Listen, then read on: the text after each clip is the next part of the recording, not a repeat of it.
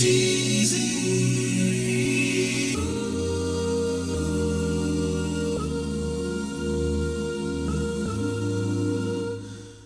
Didn't think that going into pitching it to the family. I just thought it would be a great, no one's had a better career, a more interesting career in baseball than this guy. But I think it was when I first met Ruth, and she told me stories about how he would be studying, when he was playing for the Mets, he would be studying books on cattle and ranching and banking, and that he never expected baseball to be a long career. And to me, that gave me an insight into her. And then I read some of her book where especially her chapter where she wrote about the final game in Seattle, where he kind of threw his arm out. That chapter really was very emotional and very moving. And if you spend 5 minutes with Ruth, you realize that she's one of the sweetest people in the entire world.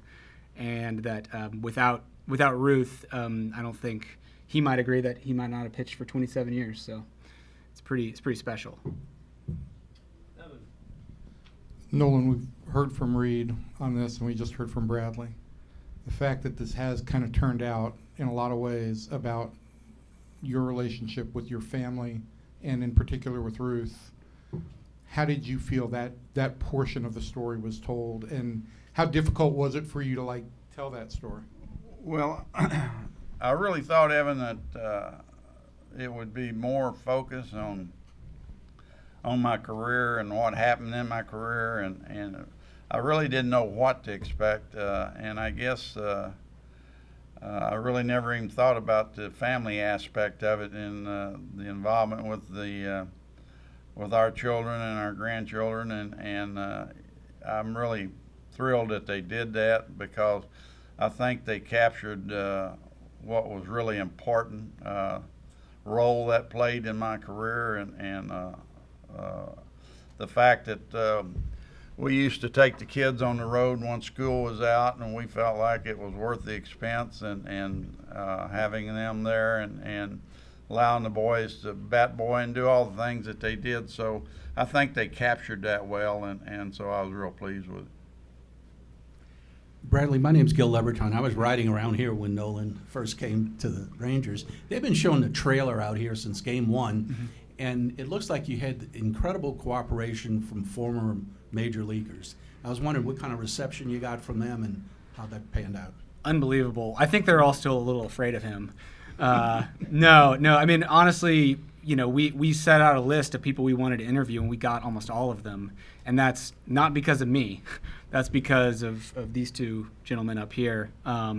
We would give a list to Reed, and we go, hey, Reed, can we interview these people? Pete Rose, George Brett, all, Hall of Famers. And a week later, we'd be like, all right, you got an interview with George, you got an interview with Randy Johnson, you got an interview with Craig Biggio in the Astrodome. The access was unbelievable. And to me, that's like, as a filmmaker, that's like being a kid in a candy store. Getting to talk to these legends, and the legends want to talk back because they're so excited to talk about facing another legend. So. Gil, I think the neat thing when I called a lot of these guys, and I think COVID and just what we've all been through, people wanted to connect, and the conversations I would have on these first calls before they even got there, I'd call Bradley and say, man, you're going to have a ton of stuff, because I just got off an hour phone call with one of these people. That's how it was. None of them were quick.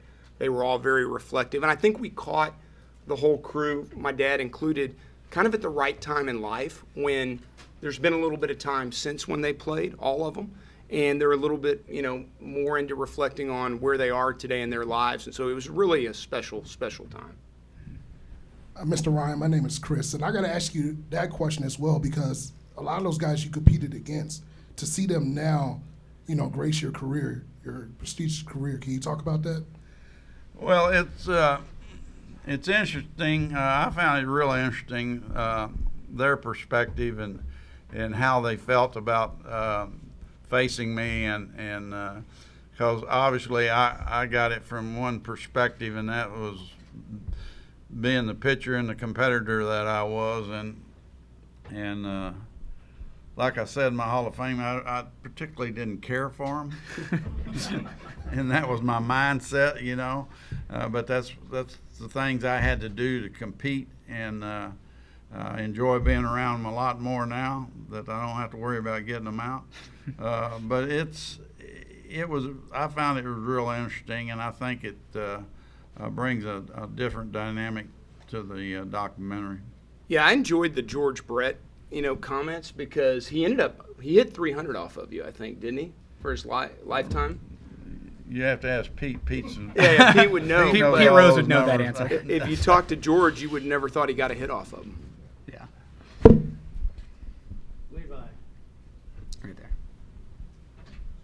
I think it's interesting to hear you talk about those players that you played against and the respect that they have for you as an opponent. And I'm just curious if you were to make another documentary, who would be the player that you would be happy to talk about from the time that you competed against those guys? Is there anybody that stands out? Oh, there's a lot of players. Every pitcher has players that they have good success with, and then there's other players that you don't. But to give you an example, I thought Henry Aaron was as tough out as I faced because not only was he a great power hitter, but he was a great hitter, and he didn't swing at bad pitches, and he was very selective. And at that stage of my career, when I faced him, wasn't a good time because I didn't have a good curveball. I had a good curveball, but it was very inconsistent, so I couldn't throw it in a lot of situations. And he was a good fastball hitter. So there were people like that, and I always tell this story that one year when Sal Bando was with the Oakland A's, it didn't matter what I threw up there, Sal Bando couldn't hit me. And a writer asked me at the end of the season, if you had to get one guy out, who would you want to see at the plate? And I said, Sal Bando. Well, next year I couldn't get him out. It didn't matter what I threw, and I said, I'll be darned if I'm ever opening my mouth again like that. Nolan, after watching the film and being able to look back on your career, what is the feat that you are most amazed by that you pulled off? Well, when I watch the film, I really kind of reflect back on how long 27 years is, and it almost made me tired. And the commitment that I had to make to compete for that long, but I took a lot of pride in being in shape and being able to compete with people that were half my age, so that was also a factor that came into play. But I think just realizing over the span of time that took in. I do. Bradley, you talked to a ton of people. Mm-hmm. Were you involved in the editing process? Because that seemed like you probably have 10 hours of footage. Yeah, we could probably make another documentary based off the stuff on the cutting room floor. I think the George Brett interview could just be a movie in and of itself. Yes, I was a part of the editing process. We have a great editor. His name is Eric McMichael. He's incredible. When you're making a documentary, the editor is your co-writer, kind of, because a documentary is not scripted. And so he and I would storyboard all this stuff out, and then he would cut a scene, and then we review it, and then I'd sit with him, and we'd add a quote from here, a quote from there, and trying to condense 27 years, like you said, it made me tired sometimes too.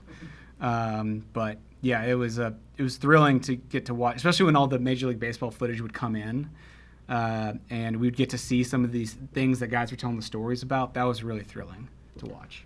I think the tough thing was we didn't get everybody we filmed in the movie, and so I was like the manager that had to tell the guy who was getting released. I had to call and be like, "I'm so sorry, you're not in the final cut." It was tough, but we just didn't have enough time. Yeah. Nolan, two questions. First, what do you hope people get out of watching this film?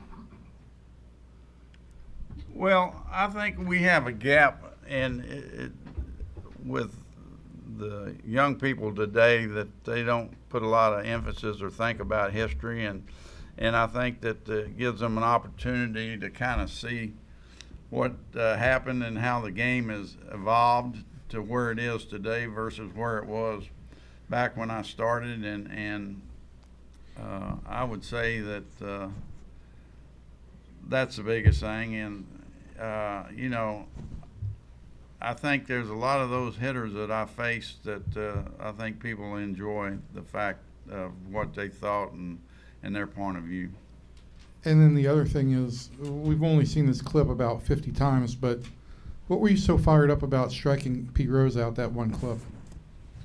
Well, I think that was you edited in the when you were doing this. No, that was The Mad Hungarian? No, the guy from Cincinnati they called the Animal used to do that. Brad Leslie. And that was against Cincinnati. It didn't have anything to do with Pete. Okay, all right. Yeah. He was kind of making fun of the guy. Well, he was doing it, so I thought, well, I can do that. All I got to do is strike somebody out, and if I don't, then I can't do it. Speaking of history, a couple of historical topics. Number one, in '89, how amazing was it for you looking back now that you ended up leaving the Astros and coming to Texas? And that '89 season, it seemed like from a personal standpoint, everything went well for you. What was that whole transition in year like for you? Well, I was really pleased with the way that season went because I think the Astros thought that I was pretty much on the way out, and I couldn't have been any happier with making that change over with the Rangers, and the fact that I felt like that I had a really good year for them. Secondly, you were only supposed to be here for 1 year. I think you thought this would be your last year, but you ended up staying for 4 more. And I think you thought this team was close to winning. So my question is, you had a lot of good things happen to you, the no-hitters and the 300th win, but you guys did not quite get to where you wanted to go as a team. What were those 4 years for you like in the 90s? Well, I had given the Rangers asked for option for another year, and so I really came here with the intent of playing 1 year, and when they exercised their option, I had the opportunity to say no, I'm not, but I enjoyed the '89 season so much, and I thought we were on the verge of being real competitive that I chose to come back. And then the last year I was here, I really had problems staying healthy with my knee problem and the arm problem I had in Seattle. And so that winter I announced that going into that year that I was going to retire, and Doug Melvin was the new GM, and he called me that winter and asked me if I'd consider coming back for 1 more year. And I told him, I said, Doug, if I honestly thought I could give you 200 innings, I would be there. But I don't believe I can do that. I said, I think my body's trying to tell me something. And so, when I reflect back on that last year, probably stayed a year too long. And but the fact that the 6th and 7th no-hitter happened, 5,000 strikeout, there were some personal things that happened here that made my stay with the Rangers even that much more enjoyable.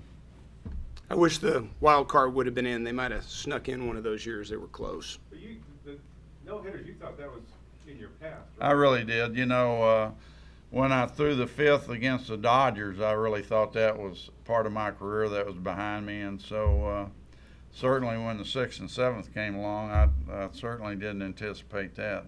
Even though there had been times I'd gotten close, but that didn't happen.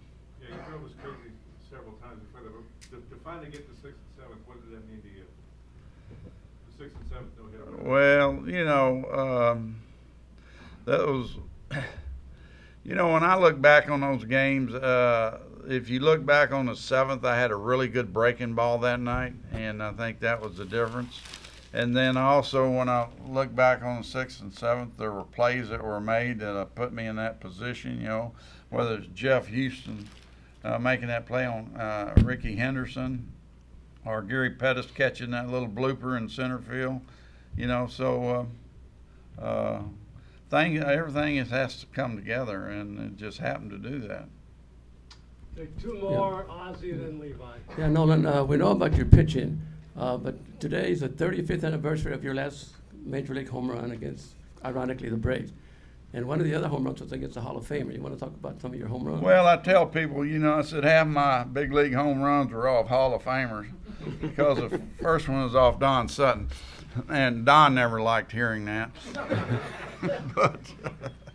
but anyway, I think everybody, all pitchers would like to hit, and I think one thing that the game before they came in with the DH like it is now is that they put more emphasis on pitchers hitting, trying to make them more part of the offense.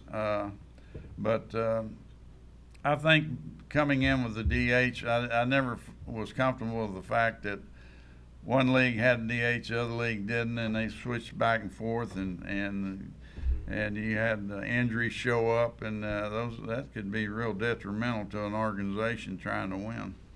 So. Last one, Levi. So you had a ton of iconic moments here, whether it be the no-hitters, the 5,000th strikeout, the 300th win, the Robin Ventura, the bloody lip from Bo Jackson. Is there one moment from your time with the Rangers, when you look back, that sticks out to you above the rest? Well, there's events that happen that are meaningful to me, and because of what happened around them, and like it's the 5,000 strikeout, being Ricky, and the electricity in the ballpark that night. That's really special, and so it was special to me to be part of that. The 7th no-hitter here, being at home, and certainly was special, and the fact that you don't ever anticipate those things. And then, you look back on the bloody lip or the Robin Ventura. I feel for Robin that picture, and I get asked that question probably if I run into people. It's probably the third question that comes up, and so I'm sure that he probably gets it to some degree too, and so I feel bad for him on that. And the bloody lip is one of those weird things that happened, and it just was to the point that at least it didn't keep me from pitching the rest of the game. And then a quick follow-up, probably taking one for the team here, but I think probably a lot of people would like to know, how fast do you think you could throw a fastball right now? I can't throw a lick anymore.